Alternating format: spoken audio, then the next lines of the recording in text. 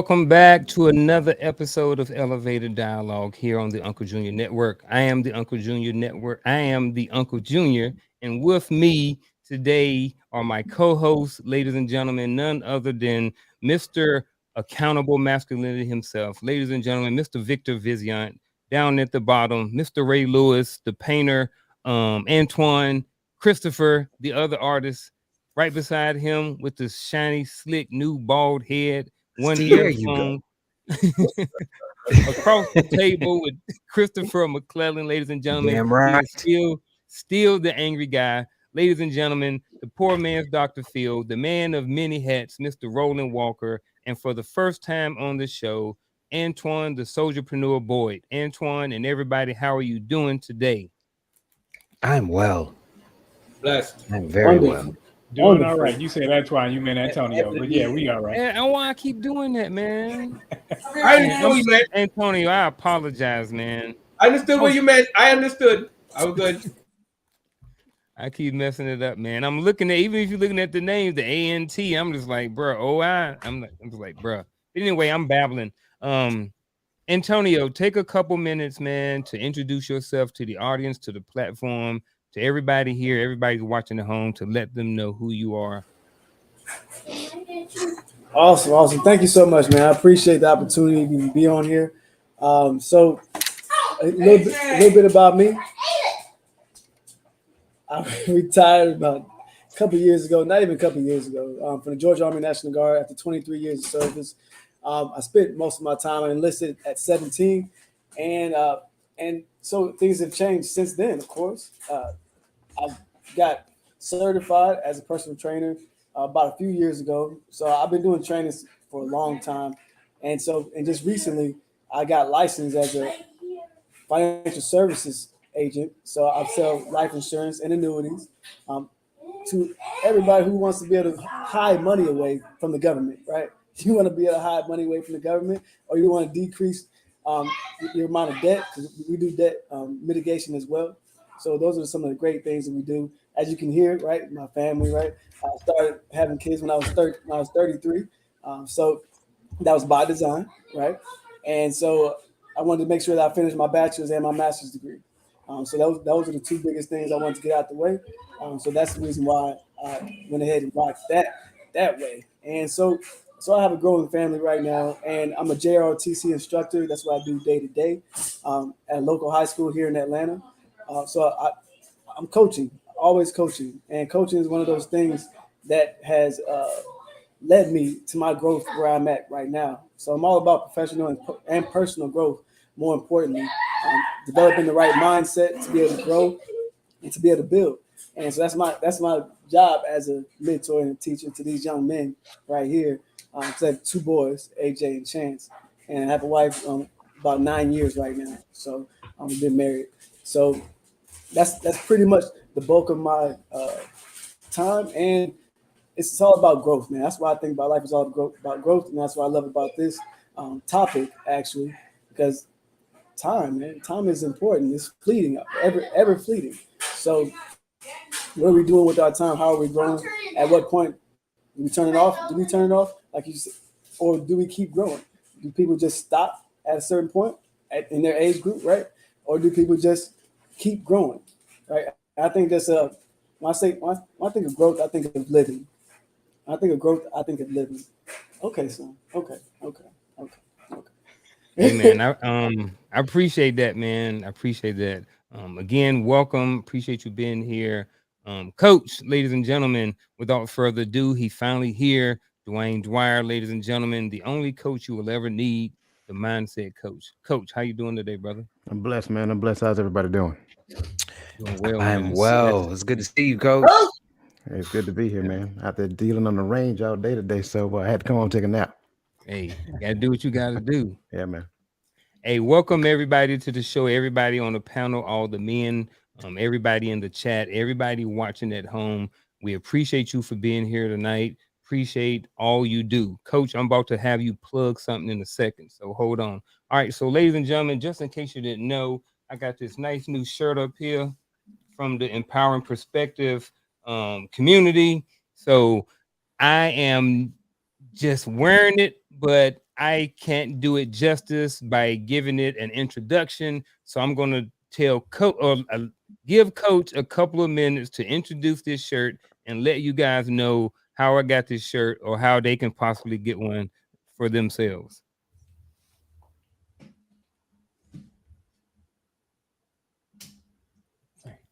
Or maybe we would do it later once the internet. Oh, there you go. Yeah. I don't know what's going on today. Oh shoot, they done got Coach. Bro, they got Coach, they got Antonio, they got Vic. They got him. Hey, every time we try to do something at the top. Well, we struggle streaming today. Hey, AT&T, man, that's all I can say. Hey, no, I appreciate that, man. So the Empowering Perspective community is easy to find. Just go on YouTube, type in Empowering Perspective. Kind of like my brother Antonio, the soldierpreneur. Boyd, I hope I pronounced that correctly, brother. That's what Empowering Perspective is all about. It's all about uplifting people, edifying, providing some clarity in a world that actually is promoting so much confusion that it's not even funny. Every Friday night at 8 p.m., we have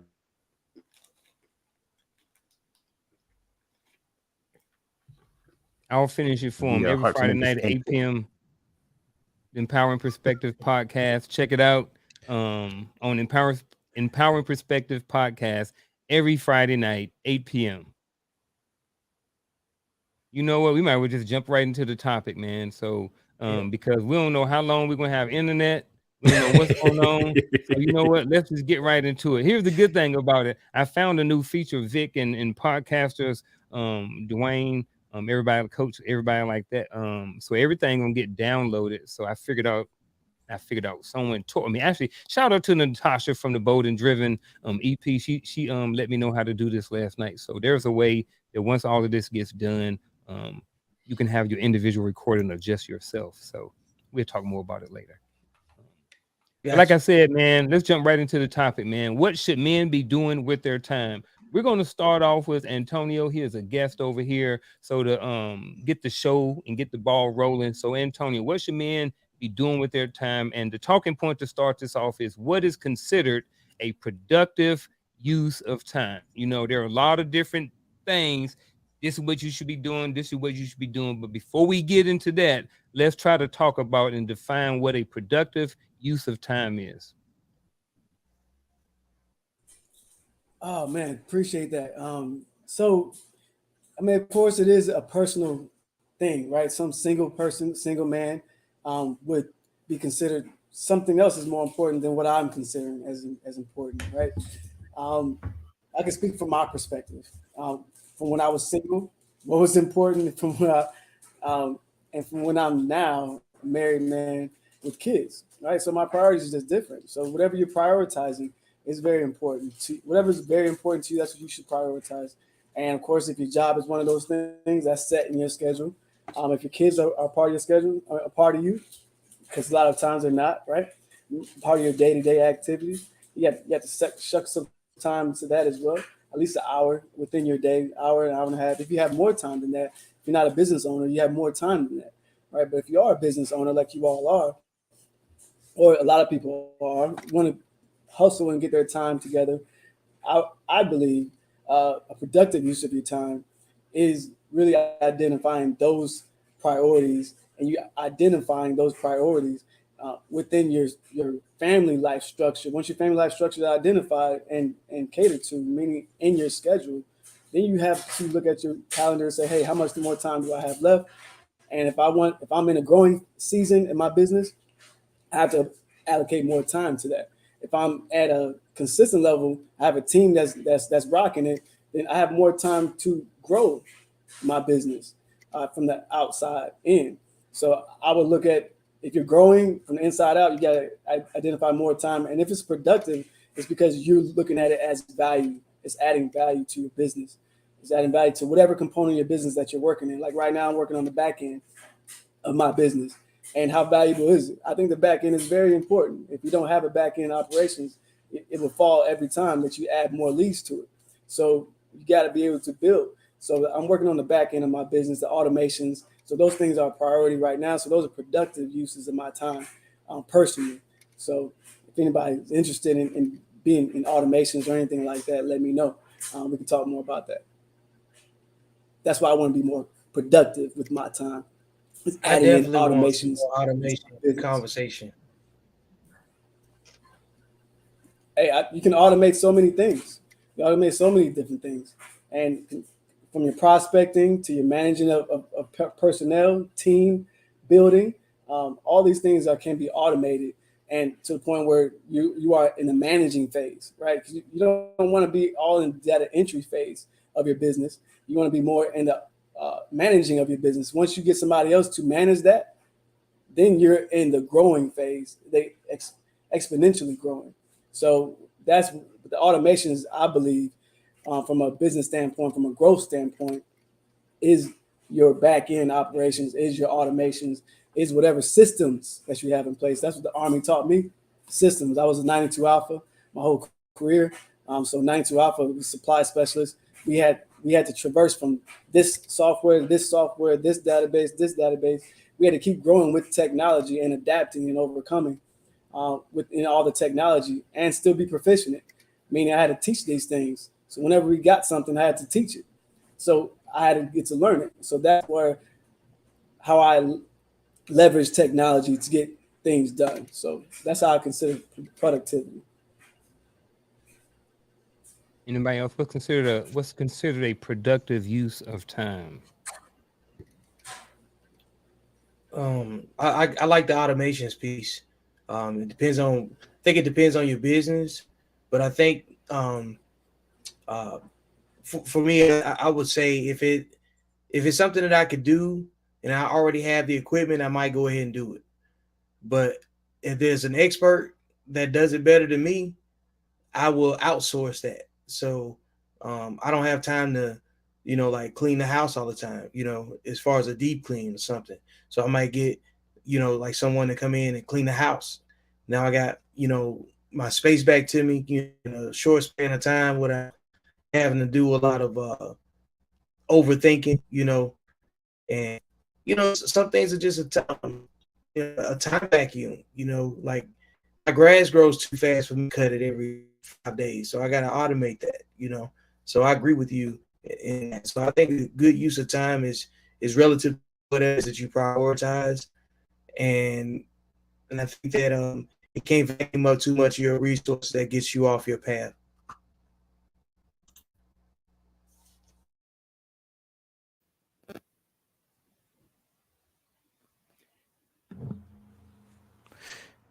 Now, when you ask this question, are you speaking as are you asking it like, I'll just answer it. Nowadays, I believe that the best use of time as far as men goes is finding a skill that's scalable, because things are getting expensive and you're gonna have to find a way to eat. So I wish somebody would have told me this 20 years ago. Find a skill that's scalable, so that way you have the resources to pursue what you really want to do. And it's a bonus if the skill that you found that you can scale is your passion and is what you want to do. That's where I would start. Figure out what that is. And on the same token, you got to figure out who you are too. So figure out who you are, figure out what you want to do, figure out what you're good at, and then go for it. That's where I would start. I think I would jump in and say what a man should be doing with his time. If you aren't where you want to be, all your time, your free time, your allocated time should be to find out first what you want to do, because you don't want to find something to do, because when you find something to do, you're just doing it because. But when you find out where your passion is, where your passion lies, then you're hard to go into it and you'll be able to work towards it. But if you don't have the time to relax and that's what you want to do, you got to work. If you got to put food on the table, money in the bank, and all this, you got to find yourself something to do that makes use of your time. And we all like to say, well, $20 an hour, $30 an hour, But when you are in your passion and you working and making sure that you're doing what you're supposed to do, the monetary gain comes as a plus. But find something like, if I want to go fishing all day, I can go fishing. If I want to just sit on my back porch, I can go fishing because I'm prepared for that. But everybody ain't there. So if you aren't prepared to just sit back and chill, you got to get busy. And I'm not saying just doing busy work, because a lot of people do busy work and look like they're moving, but they aren't moving anywhere. But find your passion, find something that you want to do, that you love to do, and push forward in it.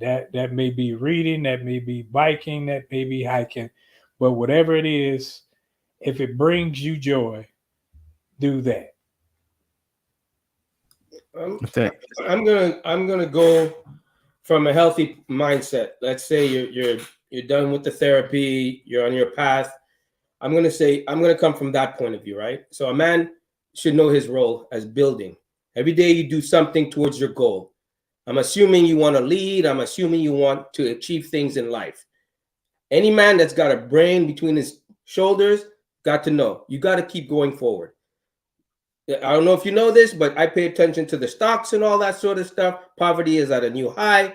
You have to keep grinding every day as a man. You can't get complacent. You can't get comfortable. You don't have time to rest.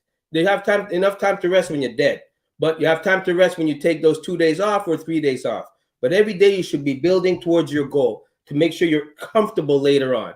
You use the youth that you have to benefit later on in the old age that will definitely come to us all. So I think a man's productive day should be, first, take care of his health, get up, do what you need to do to get your exercise out. Second, work towards your passion. And if you're in it, what can you do to make it better today? You should always be on your grind. You should never get complacent. Period.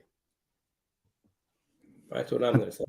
I think for me, this all depends upon what stage of life you're in, right? I think it's important to have that under wraps first. This kind of goes back to the whole planning for a particular outcome. Productive use of time today may not necessarily produce the outcome that I'm looking for today, but over the course of time, I'll get the outcome that's desired. So I think when we go back and consider, and this kind of goes back to the whole parenting piece I always like to talk about. I think when parents take the time to help their children construct the life that they want to, that kind of propels them on the path that they want to. If they change it at a later point in time, that's fine, right? That's their decision. But at least they got to jump start at doing something. So based upon whatever phase of life you find yourself in at that particular point in time, that helps you to construct what productivity looks like. And again, let's just say a person may be in the phase of their life where education is the goal. Well, if education is the goal, obviously you start today, you're not going to get the degree tomorrow, right? So obviously, course by course, month by month, year by year, you'll get to the point of gaining that bachelor's degree that gets you to that higher pay scale that Antonio was talking about. That Antoine was talking about. Maybe a master's degree after that. So, maybe a doctorate degree, whatever it looks like for that particular person. And I think that's the key. So each person need to construct what they want to produce so that they can understand what productive time may look like over the course of time. So I'm listening, and if I was to kind of sum up what everybody's talking about, I kind of wrote down this and kind of adding on to kind of verify. At least this is what I think. I kind of wrote down any activity that helps improve your life, yourself, your relationships, or whatever it is that you're working towards. So that's what I came up with. What do you guys think about that? Say that again? Yeah.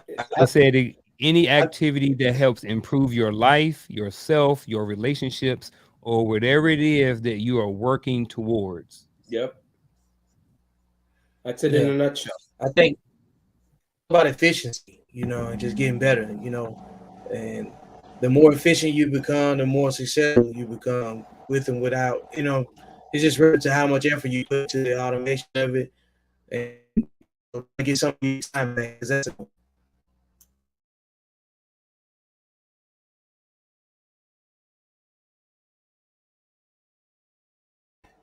Dang, is it getting everybody? Not me. I did get a lead. It got me. It got me last week. It's getting everybody. Hey man, forget y'all. Hey, forget y'all. I had to go outside and crank up my OE254. I'm not listening to none of y'all. Hey, did you have your goggles on? Hey man, I had the hamps on the wheel back there. I'm good now. hamster on the wheel. He said the 08254K. Yeah. Dang, man. It's Antonio, such you a know what that well-timed is? awkward pause. Yeah, the He department don't have a know. whole bunch of them awkward pauses tonight when certain people start talking just because of the what's it called? Look, even which guy he started laughing. Hey, shout out to everybody in the chat. Hey, look, hey, if you in the chat or you at home, look, it is what it is. Like some of us, our struggle streaming last week, everybody didn't have their fair share. It's going to happen. It's just part of technology. It is what it is. So you know what, deal with it because we got to deal with it too. You know what I'm saying? But not to be disrespectful, but that it is what it is. So what are some of the consequences of men when they don't use their time in fulfilling ways? Not Having living a to start fulfilling wasting life time. and feeling unfulfilled,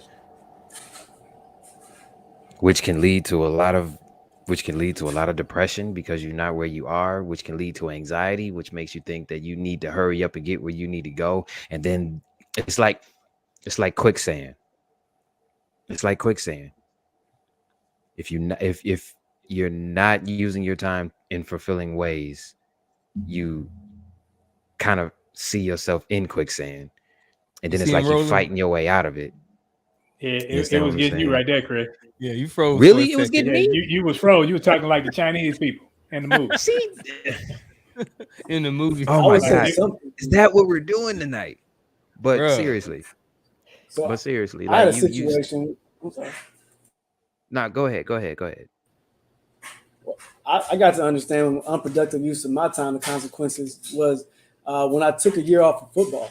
I was a football guy. I watched football every day and basketball and all that stuff and all the newscasts and all that. And it was 1 year I said, you know what? I'm going to see how far I can get within myself, my own growth, if I get rid of this component right here for a year. And man, I grew so much. I picked up this book, the first book. Oh, you can't see it. Oh, there you go.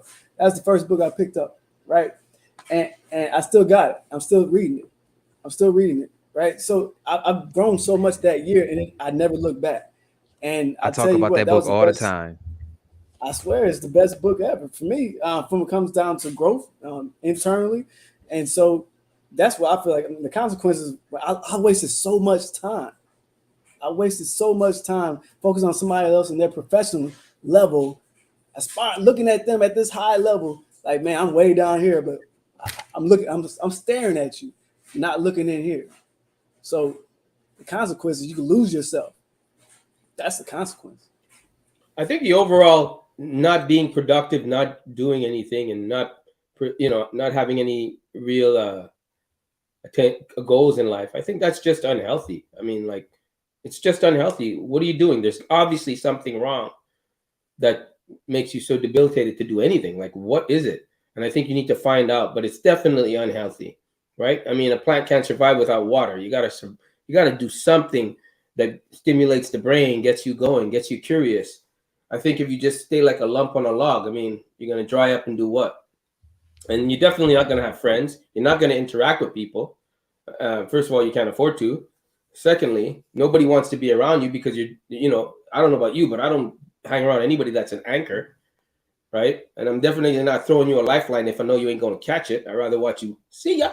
That's on you, not on me. That has nothing to do with me, right? And I'm definitely not dragging you.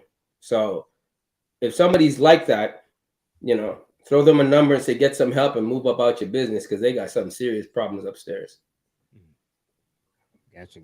I think, for me, the consequences of men not using their time in fulfilling ways is not even coming to the conclusion of what their highest potential could be, right? You only know what you know within any given space of time. Once you start pushing your boundaries, then you realize, like, man, I could have done this a long time ago. And then why stop there? Like, that's kind of like what the journey of life is all about. Like, coming to the realization of what your potential is, realizing where you sold yourself short. I love listening to the different perspectives just now. I love what Antonio said about Think and Grow Rich, one of my favorite books behind me. Um, But then it were other books as well. Like I read a lot of Dr. Joe Desperanza. Like he pushes those limitations based upon the things that you think. Like he pushes the mind, and I'm all about that because again, as a man thinketh in his heart, so is he. So when you realize that based upon your environment, based upon what your school system taught you, and all that other great stuff, then you will realize that you are limited by your thinking. So then when you start expanding your thought processes and start practicing those new ideas and those new thoughts that you're having, you'll come to the realization that, you know what, I could have been doing this, a long time. I could have been doing this earlier in my life. So as a older man, what we should be doing is challenging the limited thinking that our children have, right? Challenge them to step outside of their comfort zone, challenge so that they don't never get to the point of complacency. Because I think for me, that's the thing that scares me most of all is getting to the point of complacency. So I'm always challenging myself to do something more. If I find myself, to Antonio's point, if I find myself watching too much TV, then what could I have been doing instead of just racking up the couch potato hours, right? So I think that's the key, not coming to the realization of what your highest potential could possibly be.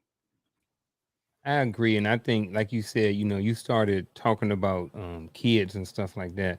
You see a lot of kids out here, and we see them like they're wasting their time.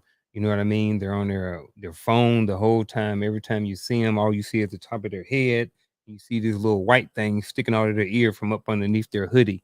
You know what I mean? And that's how a lot of them walk around all day. And you's like, man, you see kids. He's like, I know this dude got some potential. He got it. He got this, but he won't use it because they're too focused on the phone or the games Now, one thing I will add, he might be listening to the Uncle Junior Network. or the Empowering Perspective podcast, or he could be listening to the code on audiobook. There you go.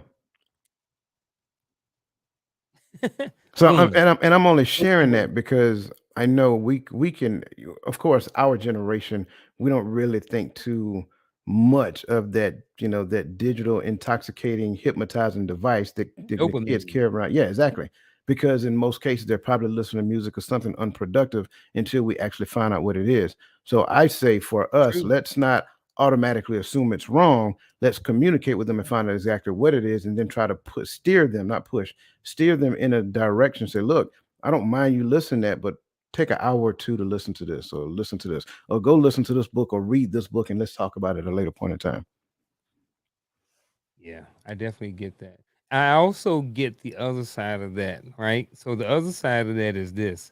Um, what if they are doing something that, like, say for you got some kids out there and they're gaming, right? And they want to be a gamer. Well, the balance of being a father and trying to help and support their dream of being a gamer, along with them using their time in a productive way. So, it's some guys up here that have kids. So, what are your thoughts on, children who want, or anybody, children who want to push their dream, or like Roland said earlier about your heart, versus doing something that we as parents may seem a little bit more productive?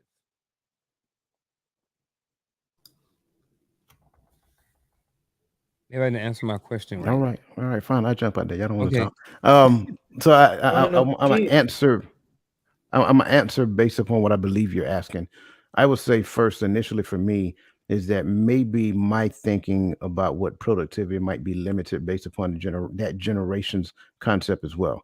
So before I jump out there and impose my generational ideas to my son, who my youngest son is 18 years old.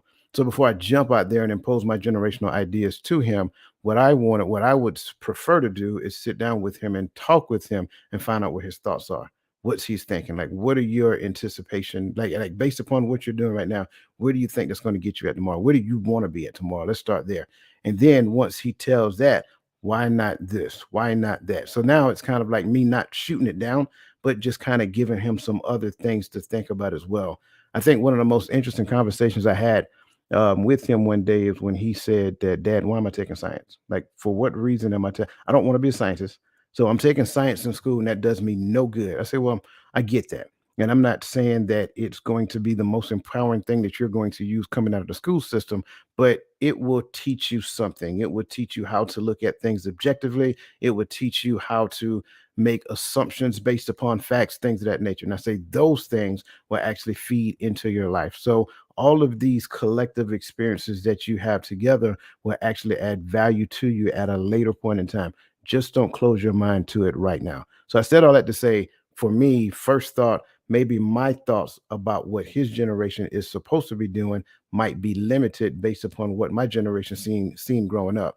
Then get into their thoughts, find out what he's thinking, so forth and so on. And shout out to those three young brothers we talked to not too long ago. Brother Trust, I can't remember, Eric Johnson, and you know what I'm talking about, Andre. Andre. Yeah. So shout out to them because they said a lot of great things that kind of lean in the same Oh, direction. tellers. Tellers, there you go. Yeah. Same things in lean in the direction of what I'm talking about right now, right? So we need to not assume that we know everything there is to know, and then realize that we as adults can learn a lot from our children. And so first stage is learn what they're going through, learn what their experience is, learn what they want to do, and then help them to develop that. Yeah, I definitely like that. I can definitely dig that. Hey, real quick, I want to give a shout out to everybody that's watching at home on Code Talk, Across the Table, the Uncle Junior Network, all these different things, Chris McClellan, all the different platforms. Anybody who's out there, appreciate you joining in and being with us this evening. I really appreciate it. Moving right along, gentlemen. What are some what do you what do you think of some common ways that men spend wasting their time? I know I kind of hit on gaming.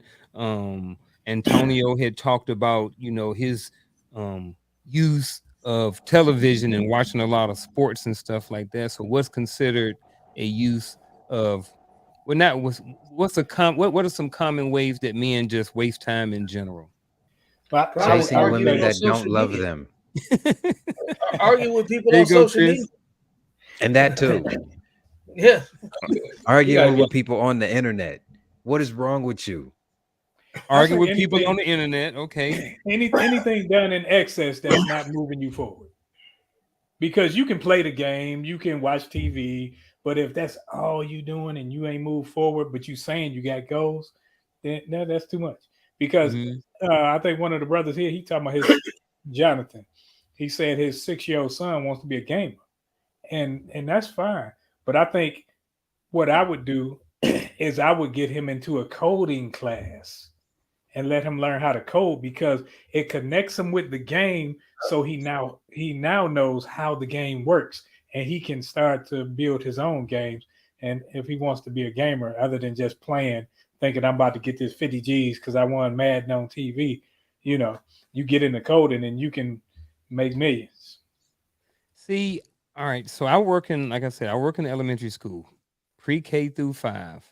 You can't tell some of these kids that they ain't going to be a YouTuber or that they ain't going to be a TikTok, multi-millionaire, influencer. You can't tell them that.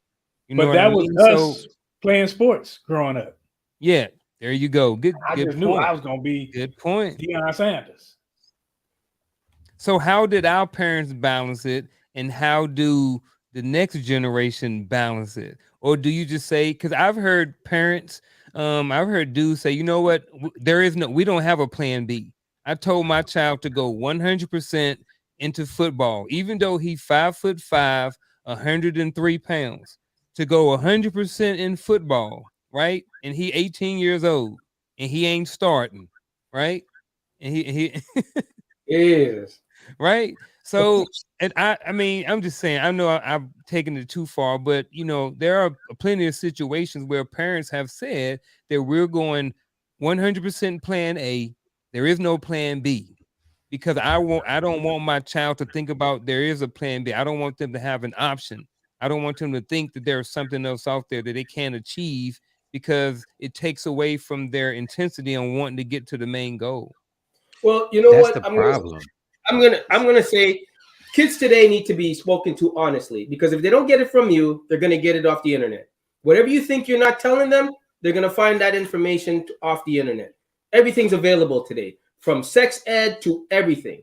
So you really got to look at it. If your kid goes off track, that's because he has another guidance that it ain't you, right? His other guidance is when he goes to school and he's got his laptop, or he's got his phone, or he's got his circle of friends. That's where he's getting information. So parents have to be honest with their children today, right? Truth hurts. I mean, my father was always honest. He's from the islands. I told when I was coming up and all my brothers were taller than me. My brother is 6'1", my other brother is 5'10", right? The only one that's short in the family is me. And I told my dad, you think, come on, how come I haven't sprouted yet? He told me straight up. He goes, son, you ain't going anywhere. That's it. I'm telling you like it is. So you know what you're going to have to do? You're going to have to make up for it with money. You're going to have to make up with it with money.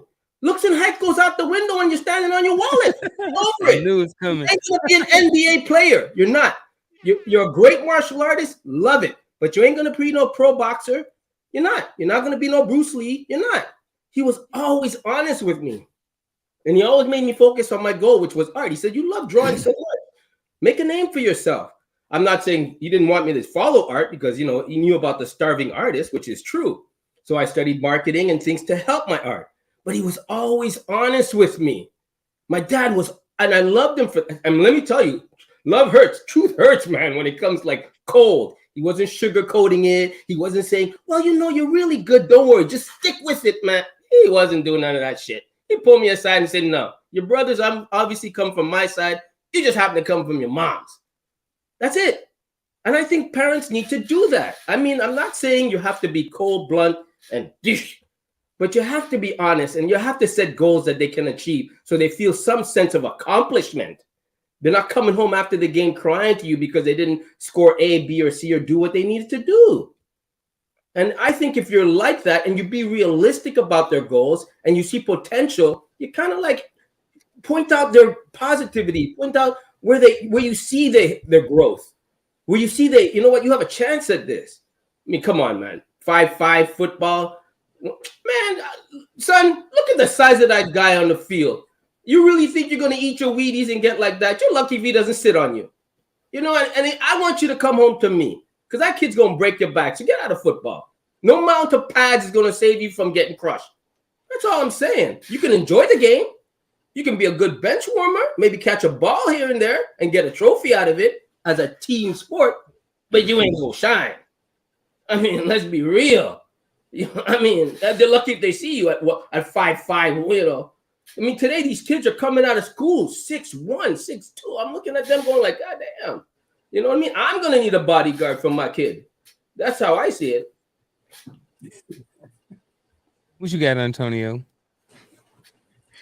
Well, I totally get that, Antoine. But a lot of guys don't even have that male figure in their life to speak anything. And like, if a woman is speaking, they think one way, but when a man says it, that male figure, that mentor, if that person says it, carries a little bit more weight. But a lot of times they don't have that, and that's really creates more waste of the time if you can really dive into that, because you spend a lot of time, you waste a lot of time growing up like I did without a dad, with answers, with questions, so many questions. So I feel like everybody should be in mentorship somewhere, some fashion, to be able to communicate with the younger men, right? You have to be able to communicate with a sternness like I do every day. I don't take no shorts. I'm talking straight to these young guys. I'm in a high school, 9th through 12th, right? I'm talking to everybody. Whoever's listening when I say talk to, I mean, I get that moment, right? I don't preach at all. But the goal is mentorship. That's how you get people to stop wasting their time in life. If we can have that male figure, because it's super important. It's super important. I don't know if anybody here, but I know I've wasted a lot of time because I didn't have that. I didn't have a lot of answers to no questions, man. I had to figure things out, but I did. But I tell you, yeah. Is it fair to say that you and I didn't grow up in this time, right? But it's so easy today to find a mentor. With the access you have and a little bit of guidance, I mean, even the counselors at school are doing better. I mean, they visit you at home on Zoom. I mean, you have so many avenues today, right? Your mother can't, I get it, the single parenting. If you're a single mother and you're honest with yourself, you can't give no boy no guidance. I mean, really honest, right? But you can help him find what he needs to find, that male figure, that teacher, that, somebody he can connect with, that his best friend's father. You can help him find that male figure he needs that is a positive influence. That's all I'm saying. They have the access today, not like when we did. I mean, everything was a phone. Today it's on your thing. We have to actually dial, right? Let's be real. So I think coming from that, and I think seeing it the way people have it today, they have it a lot easier to find that mentor. We have to at least agree on that. It also depends on where you're coming from, because agree. if you're coming from an inner city, you don't have the opportunities as you would when you're outside of the inner city, and the people that you look up to already simply because they are the hierarchy in the neighborhoods or the community are the drug dealers, the gang members, and things like that. So you aren't always steered in the right direction. So and neither were your parents. So sometimes it's a plight that may need a push from some outside forces. Right. I agree with that, because listen, there's a ghetto in every nationality, every race. There's always a ghetto, right? There's always that unfortunate kid, and there's always those eggs you're gonna break, and you can't save everyone, nor would I want to, right? There's only so many people that become the 1%. You know if you're gonna become the 1% or not. But I do believe, and I say it again, and I keep saying it, as much as people say the inner city is this and the inner city is that, it's not as bad as it is. All right? It's not as bad. Yes, it's bad. Yes, it's bad, but you have more access to the outside through school. And as crappy as those computers are at school, you have more access to the outside to get help. That's all I'm going to say. I agree with you to a certain extent, but I think when you already have learned biases and things like that are already intrinsic in the mentality of the children, so they won't reach out for that. They'll just be thinking, oh, I play Madden all the time, so I'm gonna be a gamer or something like that, or I'm gonna play sports, because that's all you think, that's all you see, and you learning everything from your radio, your TV, and those things that are there to destroy your being, your manhood, but that's what you're learning from. So it's a harder battle for some of those. And I think some of the things is just you're born into it. Like if great granddaddy was a gangster, granddad was a gangster, daddy a gangster, all the brothers gangsters, you're probably going to be a gangster. I don't care what's going on. It's probably going to be, you ain't going to have no choice. That's part of the family business. So that's probably what you're going to end up growing up to be. And I know that may not be every case, but yes, there is more access out there. And even though there's more access, people still don't know that they need to access certain things. I didn't know about mentors till I was in my 30s. You know what I mean? So I really understood that what a mentor was. And then in my 40s, to where I really understood the importance of it and why I needed one. You know what I'm saying? And really, sometimes, a coach could be a mentor. He could be my mentor, even though he may not know it. You know what I mean? So things like that, putting yourself in front of the right people and knowing that you need a mentor, knowing that you need a mentor is the key. That's the big key right there. Knowing if you need a mentor, and everybody don't always know that they need a mentor. Like I said, I didn't know until I was in my 40s. But that falls in the category is you can't save everyone. Somebody has to be in that pool. That's all I'm saying. So I kind of want to go back if we can, because I know we talked about if my child wants to be a professional football player and he's like 5'2", 105, soaking wet, right? I believe in brutal honesty to a certain degree, right? I don't want to destroy the dream that he has, because before, if you go back, and I don't know how, looking at most people, when you go back into certain eras, there was a guy named Eric Metcalf and some real short guys, Darren Sproles, like 5'8". Before those guys, 5'8" was not even dreamed of in the NFL. So I don't want to destroy the dream, first of all. However, what I also help the child to understand is not to limit any options along the way. Maybe you are not designed to be on the field in the NFL. Maybe you're designed to be on the sidelines in the NFL. So I think when you look at it from that perspective, when you shoot the dream, then the child feel kind of like disheartened and just feel like you don't have faith in them and things of that nature, then you lose the opportunity to mentor that child.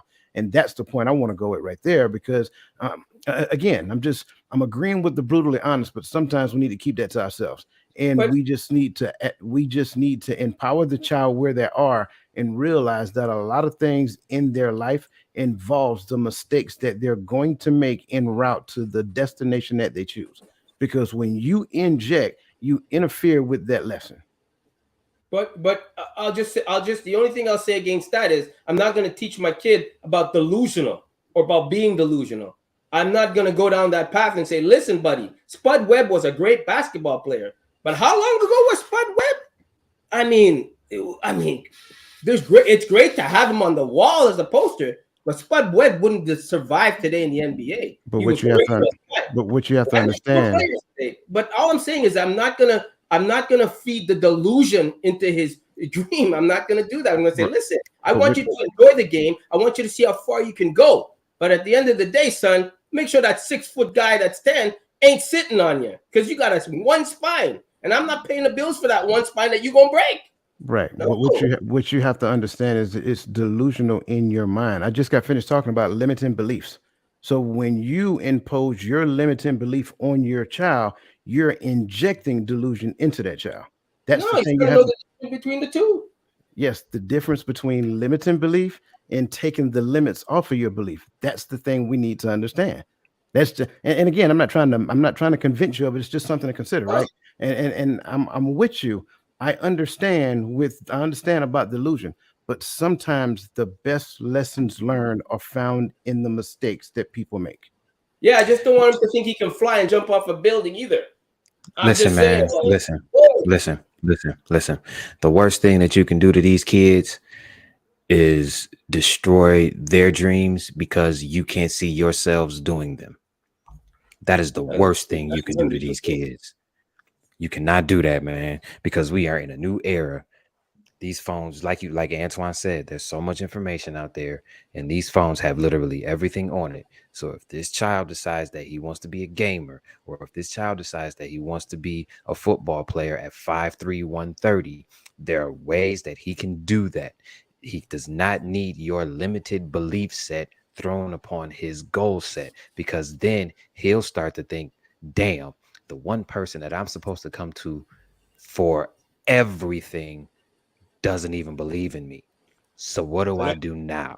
You understand what I'm saying? I understand the brutal honesty component behind it, but there's also the emotional and mental mind state that your child is going to have based off of the things that come out of your mouth, because you're dad, and he's going to respect what comes out of your mouth because you are dad. So you have to be careful when you're trying to make them you have to be careful when you're putting them in the position to not be quote unquote delusional and just flat out destroying what they want to do. Because if you do that, then there's a whole nother side of it that nobody really dives into. Then he's not going to want to do anything, because if he's like, why not? Why would I want to do anything? Or why would I want to come to you with what I want to do when all you're going to do is shit on what I'm doing because you can't see yourself doing it, or you can't see how I got this person, and this person to help me do it.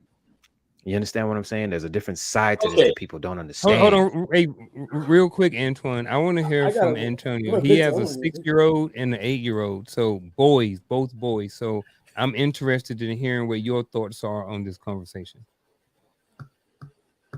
Well, I definitely have a conversation. I would say one of the most men waste their time is by being angry. All right, being angry, and that's what he was just talking about. Being angry. If you start that ship going forward, what I would say to that child, or would say to anybody else that's angry, hey, let's start writing this stuff down. All right, step by what we're gonna do. All right, so you want to do this? All right, this is what's gonna require. This, right? We start planning out. Hey, this is what we're gonna do. Are you ready to do this? Because this is what it depends. This time commitment, this body structure, got to focus on this. All right, you ready to build it? All right, let's go. Let's go to the gym. You ready to be a basketball player? My son wants to be an NBA basketball player.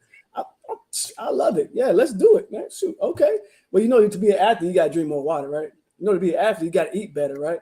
You know, as an athlete, you got to work out, right? Are you ready for that? These are the things that we have to dive into. And for me, talking about being angry, you could be angry about all types of stuff. Go, like I could be angry doing stuff. I gotta still focus on building him up. He want to be a ball. Be mad at him, whatever he's not doing. Cool. I got you. But you know, John Morant, he drank his water. Did you see him? He drank his water. Aren't you? Don't you want to be a ball player? So those things, I would walk them through the process and get their buy-in into the situation. But as with anybody, right? Let's say Victor said he want to do this, he want to do X, Y, Z. I'm like, all right, well, you want to do this? Cool. Let's do this. Let's see what it's going to take. What is it going to take? Like you're talking about properties, right? You want to be a real estate agent, huh? You mad because everybody making money around you? All right. This is what it's going to take to be a real estate agent, or this is what it's going to take to buy a property, be a property owner, be investing, blah, blah, blah, blah, blah. Everybody wants these multiple streams of income. This is what it's going to take. You ready for this? Right? I'm not gonna crap on your dream, but I'm just gonna show you, hey, this is what you're gonna have to do. You ready for it? Plain and simple. First of all, I never said to destroy a kid's dream. I said be realistic with it. There's a difference. I'm not saying I'm going to go and tell him the hard truth. I'm going to build on it. Of course, I'm going to encourage him to do what he wants to do. First thing we're going to tell him is, okay, let's find out the requirements. Let's find out what you need. I'm going to bring him down to reality, right? I am going to bring him down to reality because I'm going to say, hey, what are the requirements? Just like if he says, I want to be a pilot, I'm going to say, well, knowing right off the bat, that's math. So I'm saying to him, I said, hey, you know what? That means you got to do good in school with your math. Let's figure. I'm going to encourage him to where he wants to go. But at some point, I'm going to say, these are the requirements, son. Where do you see yourself fitting in this bunch? That's all I'm saying. I'm not saying to destroy his dream. You know what I mean? I'm just not going to take him down the path of delusion, right? I'm not going to do that. I'm going to be realistic with him, but I'm going to encourage what he wants to do. And I'm going to build him up to the best of his ability. And that's what you should do. So basically what you're saying, Antoine, is, and the reason why I'm asking this question is because what you just stated is what's missing. What you just said was, if your child comes to you and says that you want to do something, you're going to help him map it out so that way he can get it done, or to see if he even wants to do it. Am I hearing that correctly? Yeah. Okay. That's why I said, wait. That's why I said what I said, because a lot of parents nowadays don't do that. It's either one or two things. They either try to live vicariously through their child, or they shut their child down because they can't see themselves as the parent doing it. What you just said is what is missing in our community. And that's why I said the worst thing that you can do is shit on the kid's dream. These kids need encouragement. These kids need guidance. And most importantly, these kids need focus, especially these boys. Listen, I believe in that, but I'm just telling you straight. I'm going to tell my kid the hard, cold truth. I'm going to tell him A, B, and C. And I see nothing wrong in that. I'm not going to feed his delusion. I'm going to encourage him, but I'm going to feed his delusion. And I think parents need to be like that with these kids. Because if I'm telling you now, if you don't be straight with him and honest with him, he's going to hear some crap out there that he's going to say, whoa, no. And and I'm not, listen, I get it. You know, the whole, the statistics show it, how many people come from single parent homes. Nobody has a dad and all that. I'm sorry, whatever. But you know what? There's mentors out there. And if I was anybody, I would seek that. Because that's the first thing I think any child should do if they don't have it at home. And if I'm the single parent, I would encourage that, right? I think you should encourage that, period.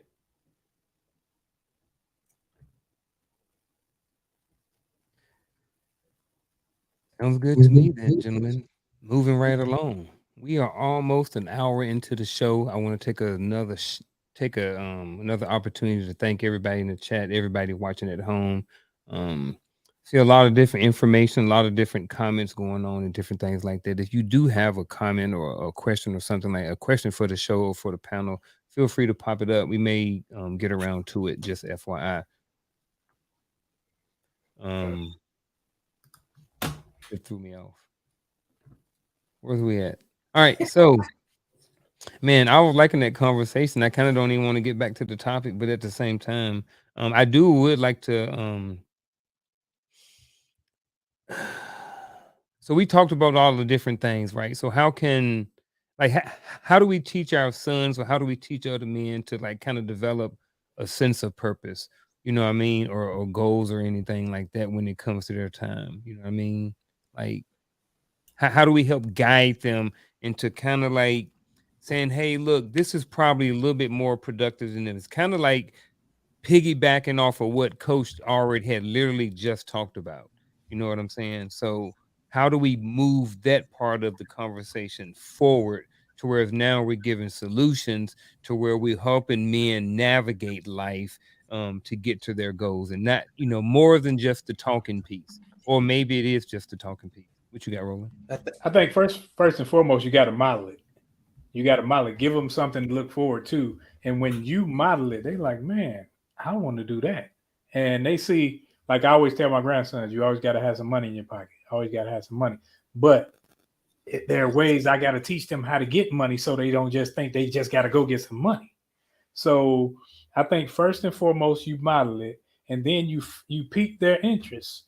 That's why you got to take them to various things, exposure, expose them to a gambit of things so they don't just have to choose one or two things. They can say, okay, I like this, I like that. So when their likes are broad, now they can narrow it down on their own, and then you can target that to see how you can push them or lead them and guide them in whatever area they choose.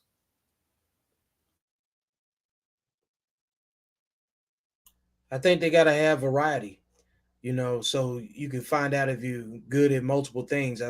First and foremost, you gotta have a skill to maximize your time. If you don't have a skill, you're gonna be in a position where somebody else is gonna use you for more labor. You'll have less of your time if you don't have a skill.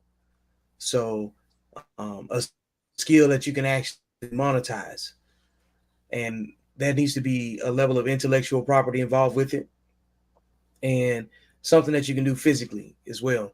Because in the worst case scenario, you got to be useful to yourself. So if you can create passive income from intellectual property and mix it in with some other resources and networks, you can travel far. But like all of those things, comfort is hard to obtain without any of the different things that I named. Doesn't say that you can't do it.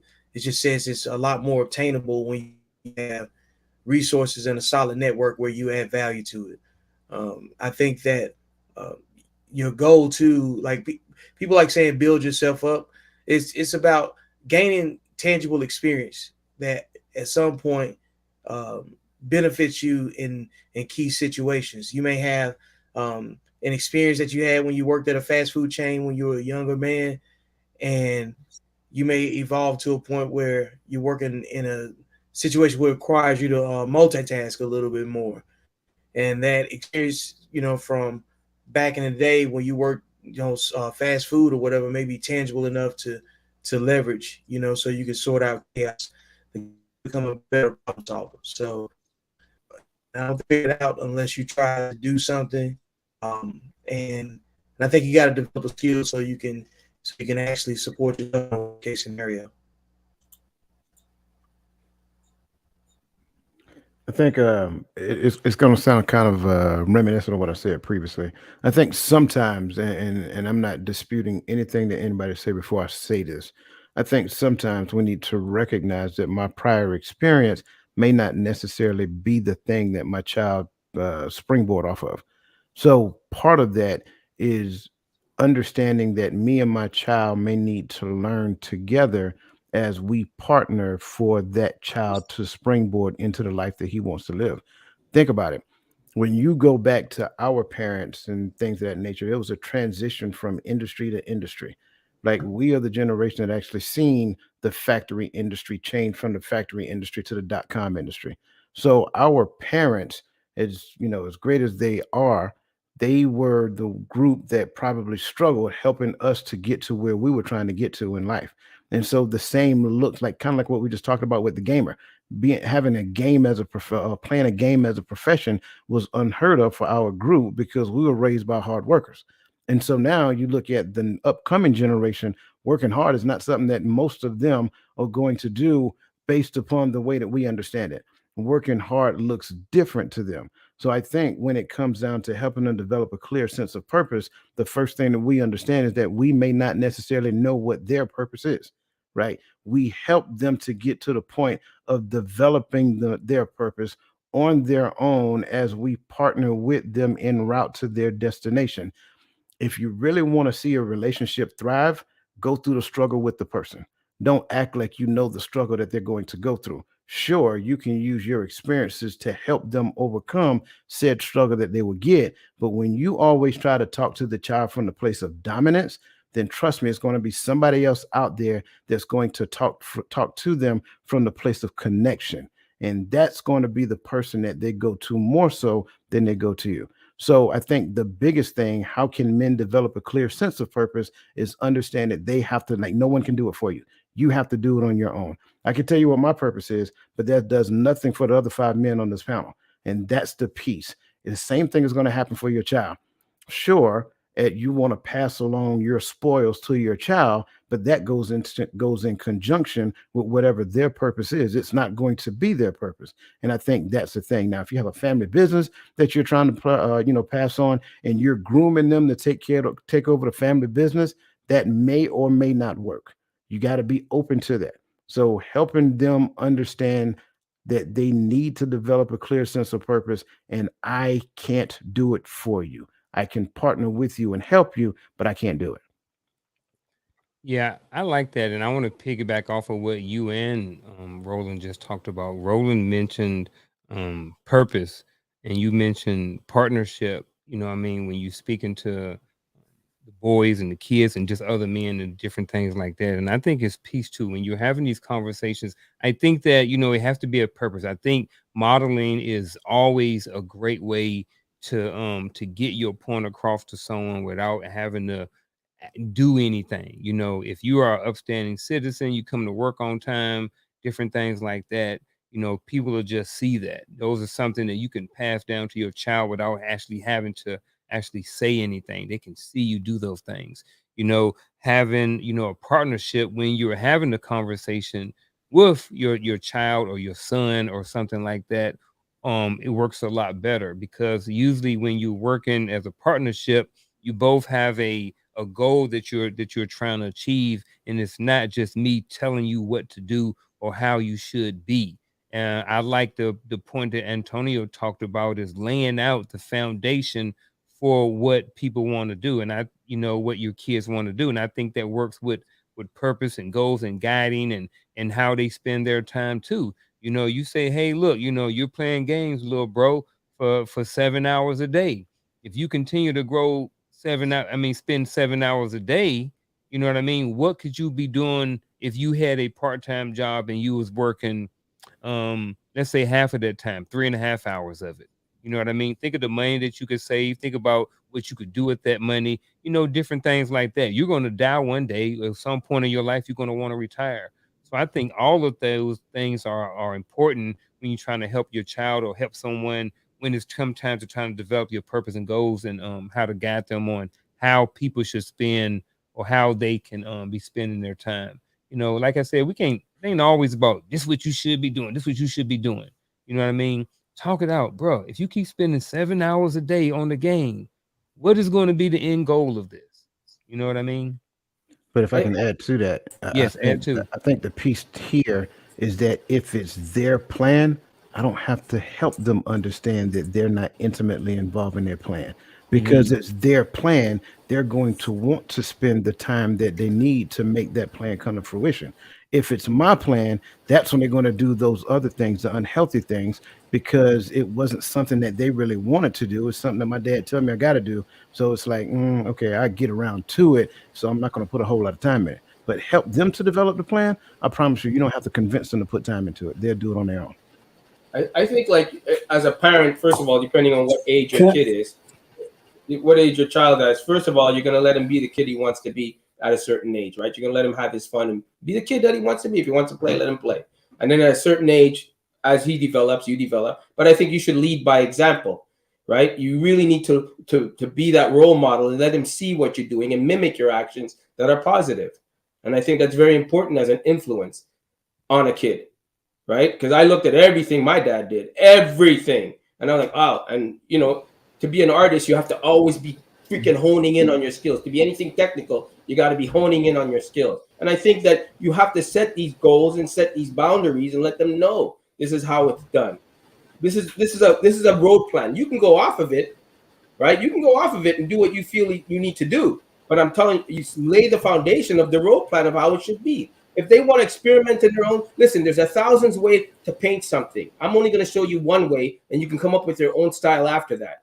That's it. I'm going to show you how to use Photoshop. But there's 1,000 keys to know what to need to do. And I think be one of those keys. Be a solid key for him. That's all I'm saying. As the child is growing. Now, when he gets to a certain age, he's going to want his own wings. Sorry about it. You're going to have to let him fall. He's going to have to learn.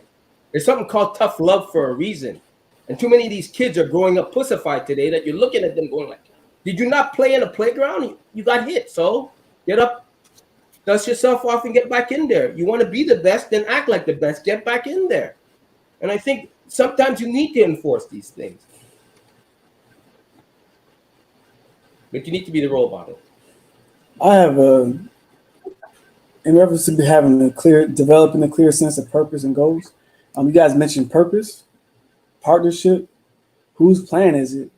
I say, what's your passion?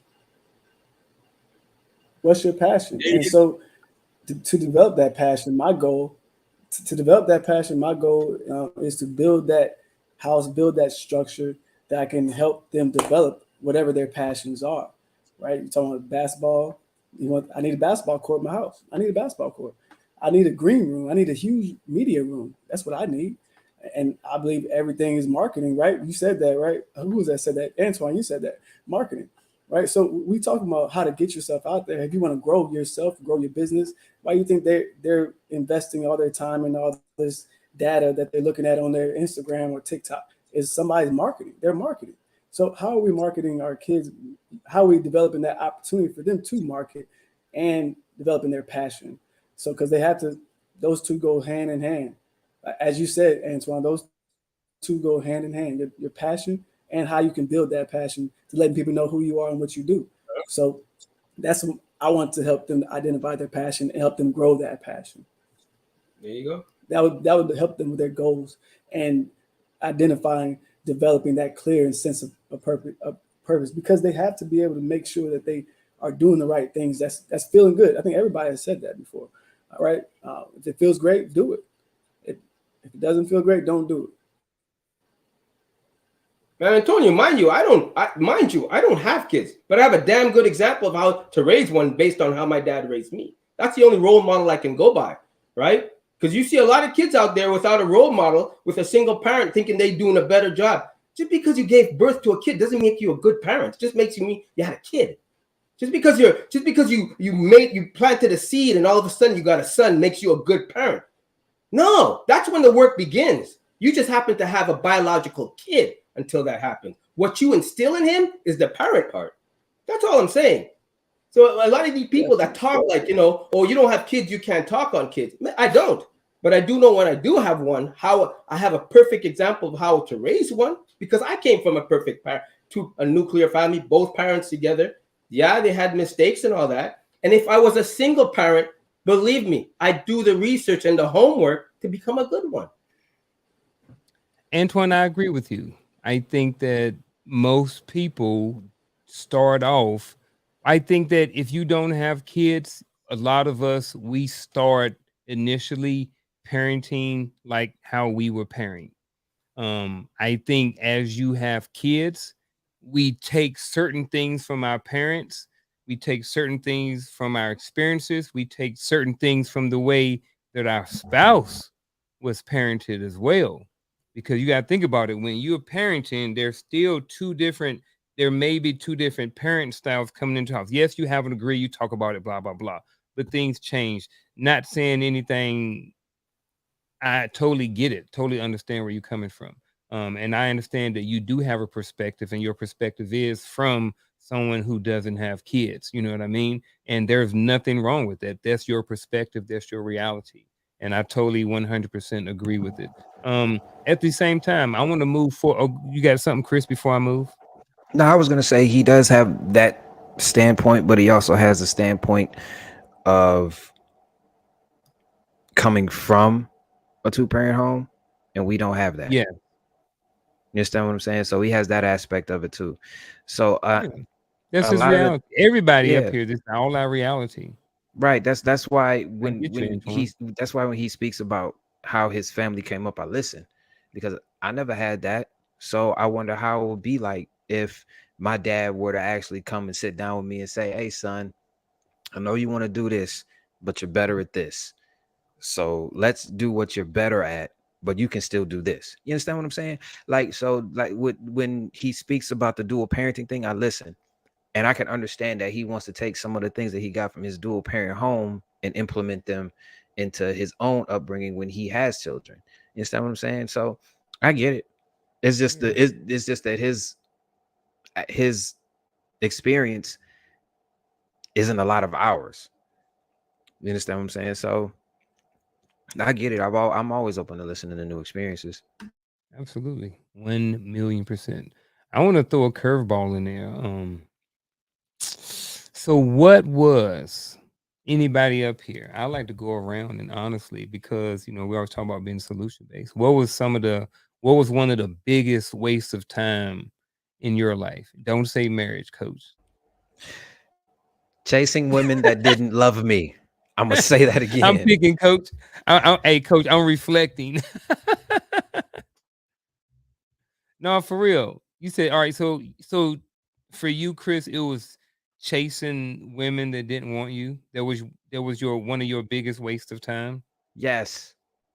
Chasing women that did not want me or did not have intentions that were conducive to my growth or our And growth. I and kind of how did that like I said it again. Go ahead. Oh, and I was gonna say a follow-on question is to this is how did that affect you, or what did it cost you? Time. It cost me time. I don't care about the money. It cost me time. Time that I can't get back. Time that if I would have taken this is why I love the book Think and Grow Rich. If I would have taken all of that energy that I used to chase a woman that didn't want me and put that towards a goal, boy, listen, no offense, but if I would have done that 20 years ago, I don't think I would be sitting here. I'm gonna be honest with you. We'd be watching you. Probably. I'm not gonna hold you. And that's not arrogance. It's No, I like it. ex, it's accepting the fact that I wasted so much time doing that when I could have been doing this and they would have came anyway. You understand what I'm saying? So yes, chasing women that did not love me was the absolute biggest waste of time I have ever experienced in my life. You got that shit right. Wow. I'm gonna jump in here before y'all get started again. Ooh, biggest. What's the question again? Whew. You muted. That's why I got the button. Look at that. What is one of the biggest wastes of time in your life? I can't blame nobody else because I chased women. I was led by my little Peter and all that other stuff. But I think discipline, the lack of discipline, having the lack of discipline has affected every aspect of my life in a negative way. When you don't have discipline, you chasing the women, you chasing the money, you leading with your Peter, you doing all these things that lead you to destruction instead of your own goals. But when you are disciplined, resilient, and you goal oriented, lifestyles change and your behavior change. You know what? I'll go next. For me, no, the lack of accountability. I'm just being real. And at some point in my life, I was always right, and the other person was always wrong. And whenever anything was brought to me, it was, I would always twist it, I would turn it, and I'm like, nah, it ain't like that. Zero accountability at a for many years in my life. I don't know why, but it is what it is.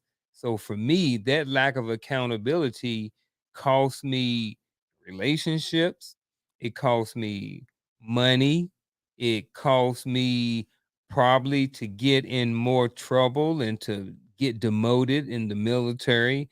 Like a whole bunch of negative things just came in my life from just having no accountability. And what you have when you don't have accountability is you don't have growth.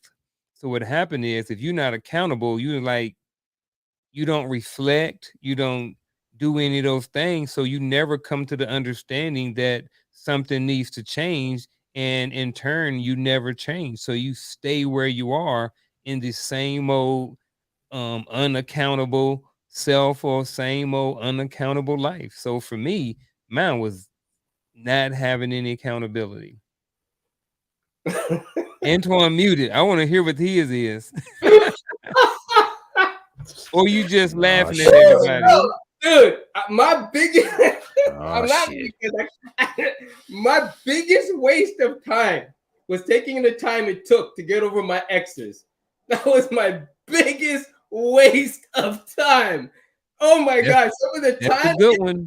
of sobbing in a stupid bedroom when I could have been productive was trying to get over some of the exes that I've been through and some of the regrets of who I've taken out and spent money on.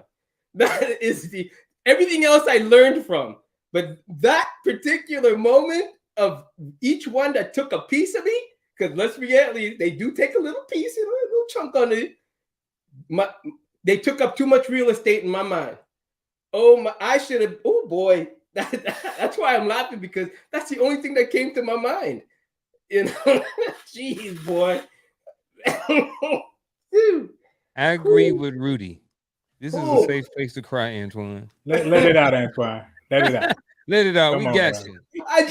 That's the first thing that came to my mind. Like, I wasted so much time on them. Oh boy, oh boy. You know, and the funny thing is, you're a better man from it. That's the funny thing is, you'll always have that one that got away, the fish that got away.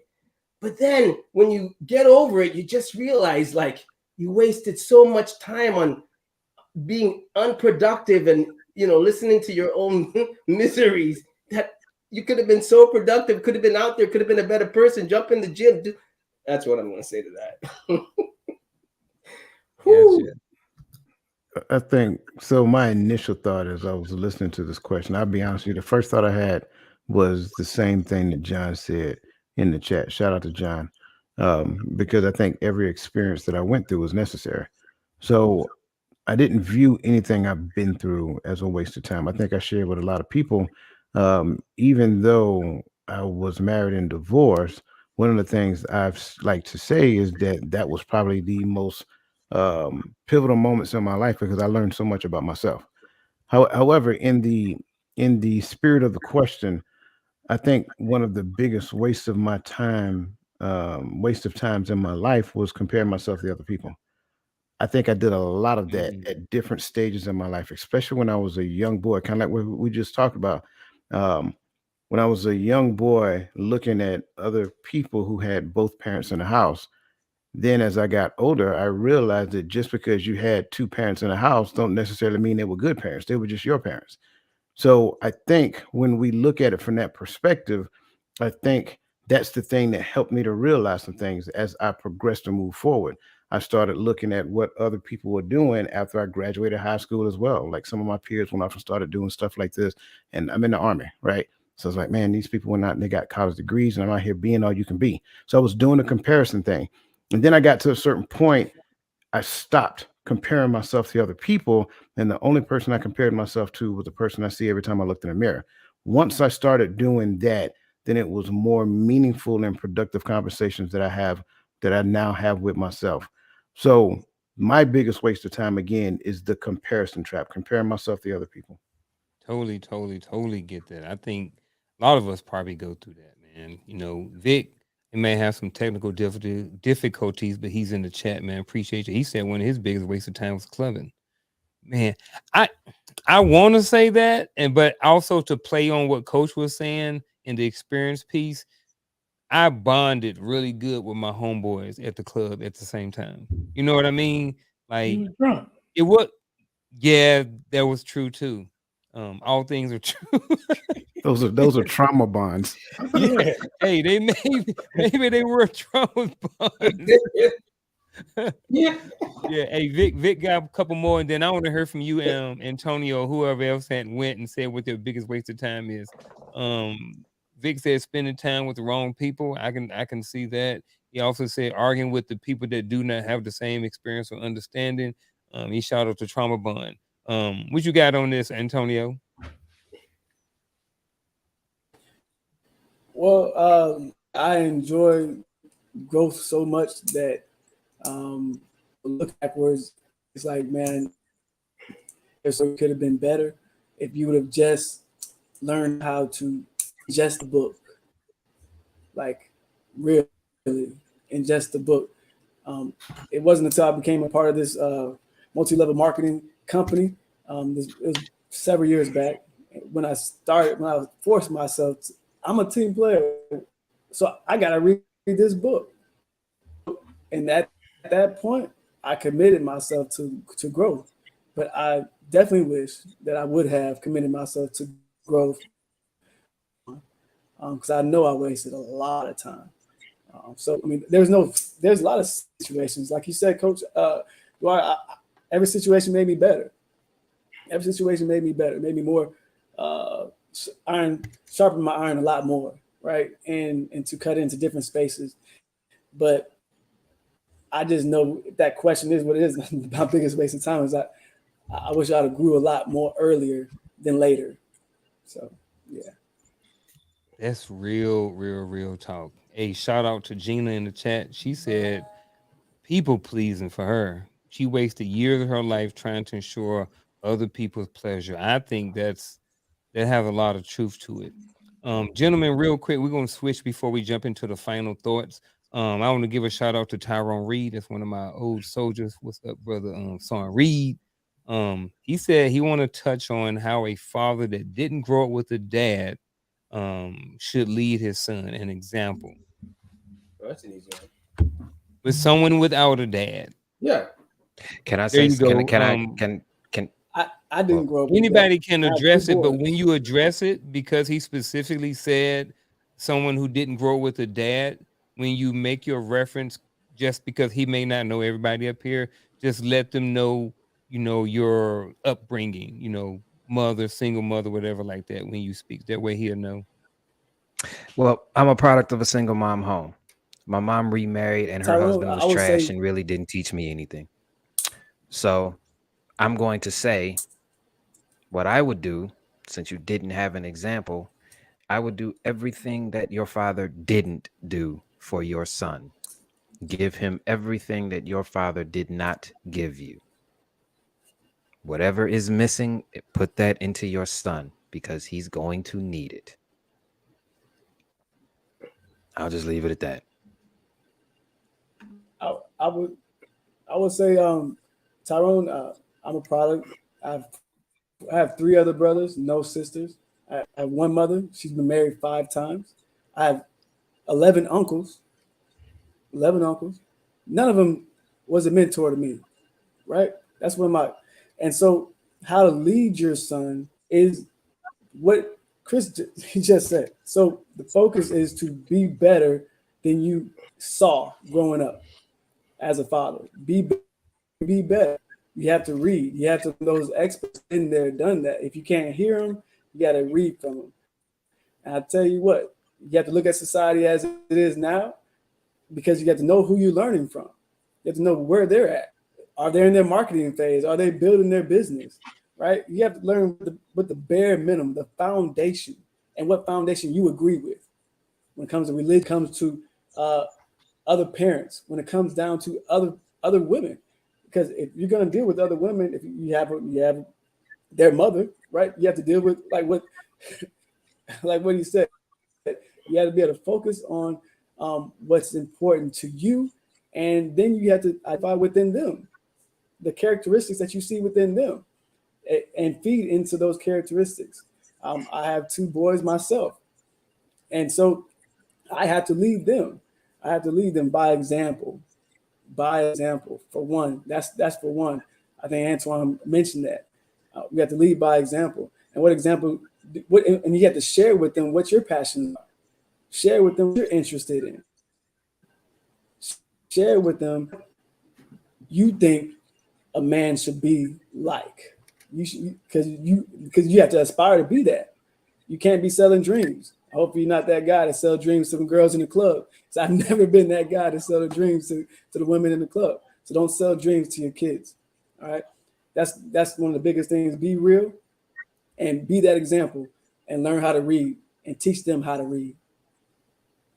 I gotta jump in here, and Antonio, you part of the family now, so I gotta jump on you too, because I had to take my glasses off when you said I got one mama, but I forgot we in 2023. So hey, whatever. But for me, I Good grew up in point. a household with a bunch of women. I was in a household with my grandmother, my mother, my auntie, my sister, cousins, all female. So pretty much I ain't learned how to pee standing up until I was 12. No, I'm just joking. But I like to joke. But I was about to say, I hope you joking. no, I'm joking.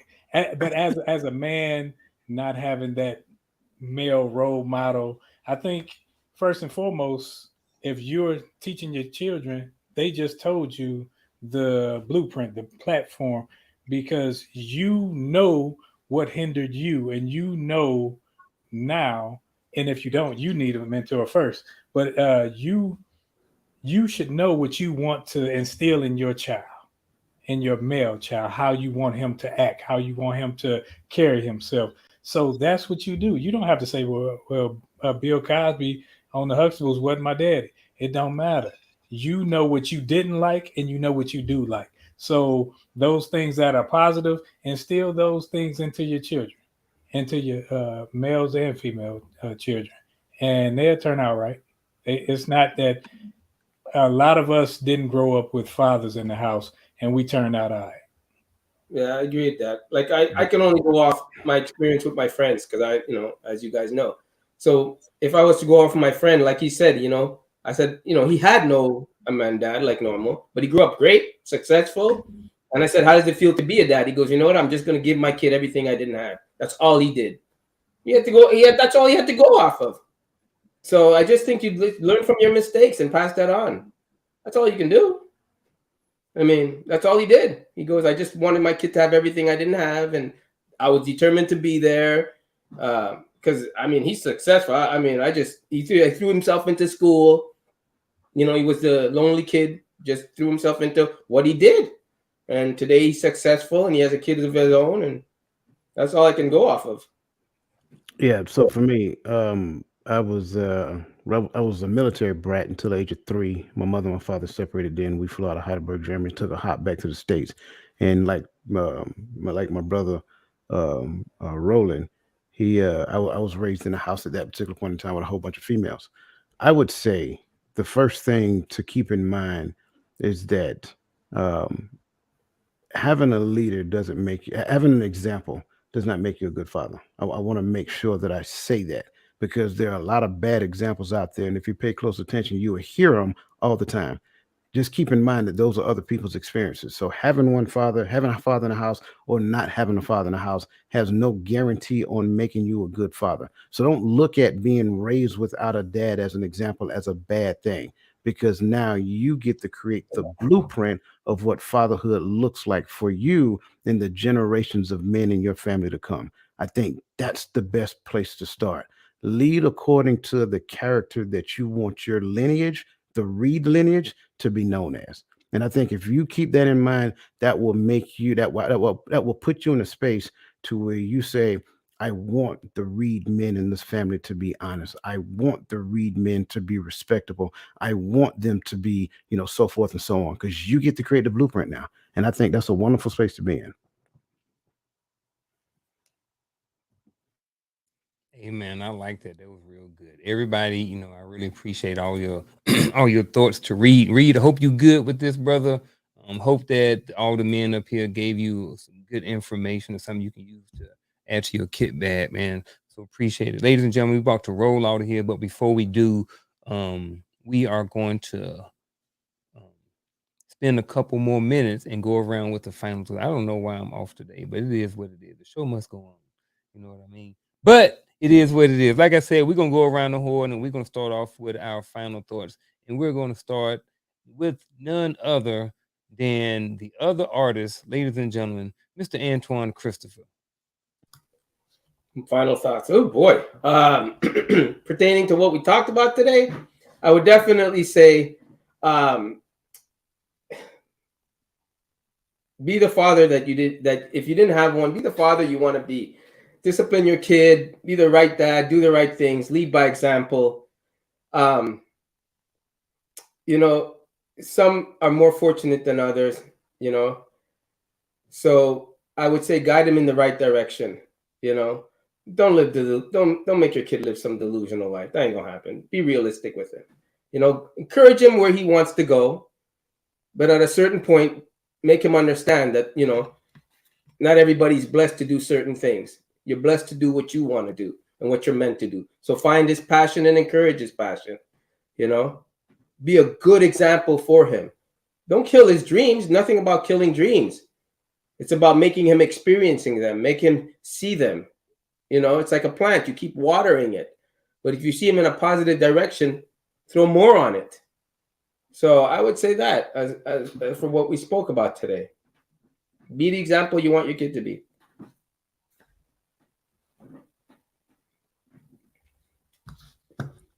Wake up, Antonio.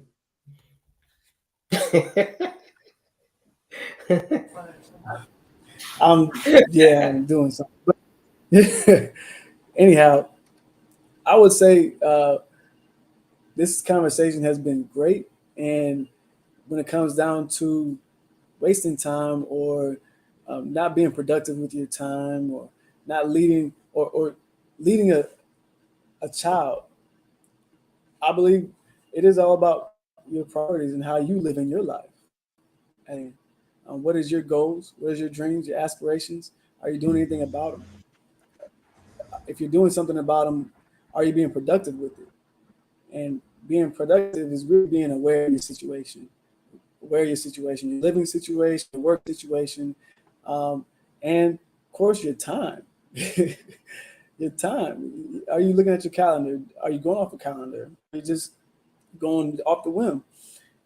There are big things in your life that you want to pay attention to. Get them out the way. If that takes time, focus on that. That's what's going to take time.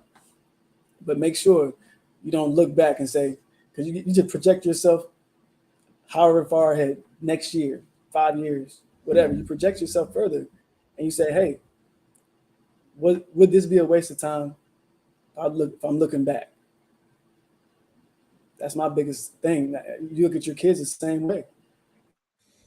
Would this, me being angry about this, or me talking to him about this, or would this be a waste of time, a waste of energy, a waste of mindset? Because you can waste away your mindset by being angry, and you lose so much time. So please, just be mindful of those things. Project yourself, your future self, your future self. That's all I got. What should men be doing with their time? I think I said this earlier. I think the best way, especially if you're young, this is something that we were never taught when we were young. Find you a skill that's scalable, so that way you can pay for your passion. Or if your passion is a skill that can be scalable, pursue that, and do not allow anyone to put their limited mindset on your goals, because they are your goals. Do not expect people to understand what you're doing. Don't even expect them to think you're going to succeed. But if you can find something that you love to do, that you would do for free, but people will pay you to do it, go do that. You'll be better off in the long run. That's my final thought.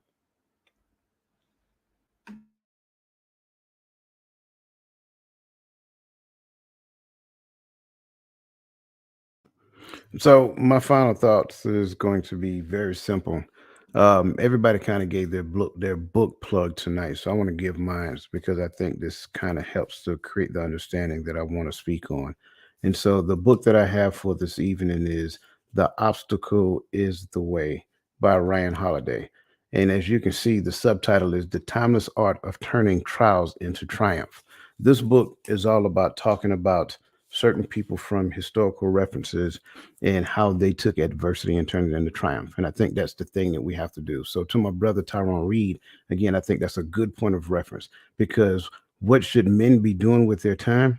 One of the things I believe, as you can see behind me, is that they should themselves should never lose the desire to learn. You should be a lifelong learner. You should be continuing to sharpen this thing right here, especially as we get older, because this right here is the most valuable weapon that you have, or the most valuable resource. I'm not going to say weapon.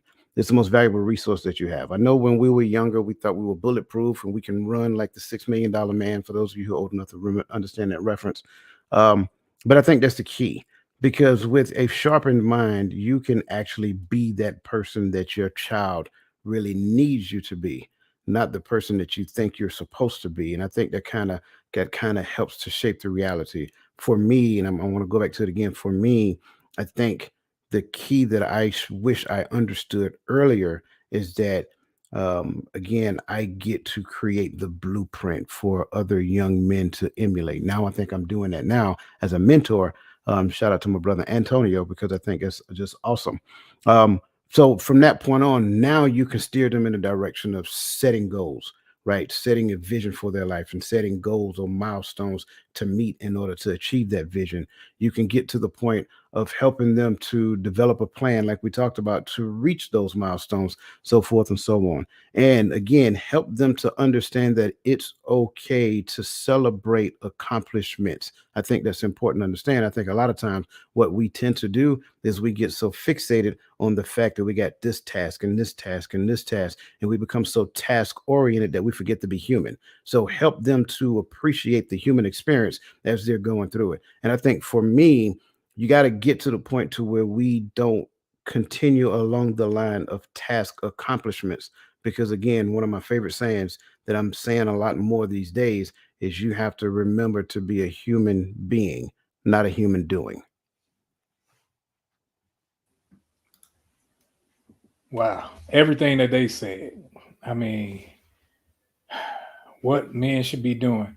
You should either be finding your purpose, working in your purpose. And I know that sounds kind of cliche, but when you expose yourself to different things and you find like, man, I really enjoy this, I enjoy that, and certain things you want to put to work, you want to actually do something in that field, that's where you find your purpose. That's where you find your being, as a coach just said, be a human being, not a human doing. And when you get to that point where you can sit down and find purpose, never forget to enjoy yourself. Time is wasted on people thinking too much, people trying too much. Sometimes you just got to sit back and enjoy the fruits of your labor, enjoy your children, enjoy your time while you're here, because at the end of the day, the next second isn't promised. So everything that they said, and finding your purpose, and enjoy the process of just living. Hey, gentlemen, I appreciate everything that you guys said. But before we go, we're about to roll out tonight, gentlemen and ladies, and everybody watching. But before we do, make sure you guys hit that subscribe button, like the video, and share it with someone you think could benefit from it. I also thank you to all of the Wolfpack members here tonight. Thank you to everybody who joined today's episode, and a big shout out to the Most Elevated Chat on YouTube. Don't forget to check out the other different podcasts. Check out the description if you want to get in contact with us about anything. And we will see all of you back next week, 7 p.m. Eastern Standard Time, for another great episode of Elevated Dialogue here on the Uncle Junior Network. We are out.